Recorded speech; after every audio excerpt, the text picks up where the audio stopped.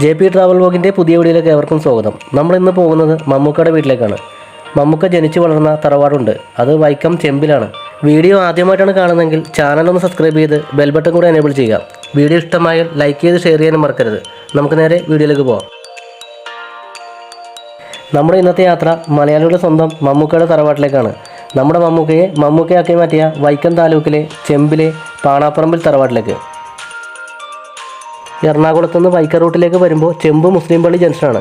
ഇവിടെയാണ് മമ്മൂക്കയുടെ ഉപ്പയും ഉമ്മയും കബറടക്കിയ ചെമ്പിലെ ജുമാ മസ്ജിദാണ് ഈ കാണുന്നത്.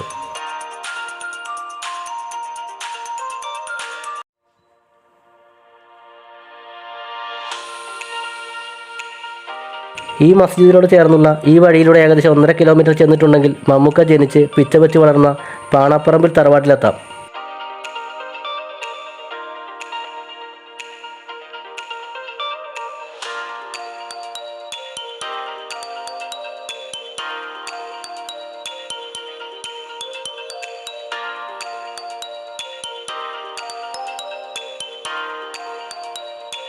ഈ കാണുന്നതാണ് മമ്മൂക്കയുടെ വൈക്കം ചെമ്പിലുള്ള പാണാപ്പറമ്പ് തറവാട്.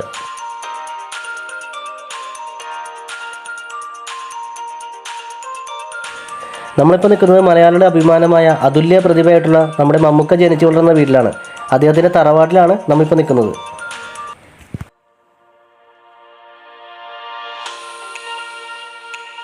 താമസമൊന്നും ഇല്ലെങ്കിലും ആ വീട് ഇപ്പോഴും നിലനിൽക്കുന്നുണ്ട്.